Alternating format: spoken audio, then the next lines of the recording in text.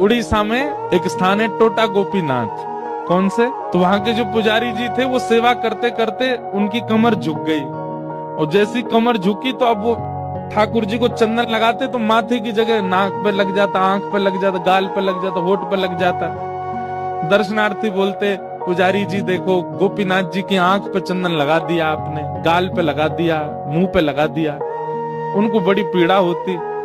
मन में सोचने लगे अब एक काम करता हूँ कि मैं एक पुजारी रख लेता हूँ, मुझसे तो सेवा होती नहीं, कमर झुक गई मेरी। पुजारी जी जैसे ही मंदिर में आए और सेवा के लिए प्रस्तुत हुए, एक दिन की सेवा पुजारी जी ने कर दी। रात्रि में मंदिर जैसे ही बंद हुआ तो महाराज पूर्व के जो पुजारी जिनकी कमर झुके, उनके स्वप्न में श्री ठाकुर जी गए और ठाकुर जी जाके बोले, देखो मुझे आपसे ही सेवा चाहिए, ये क्यों कोई और मेरा स्पर्श नहीं करेगा, आप ही चंदन घिसो, आप ही पोशाक पहनाओ, आप ही श्रृंगार करो।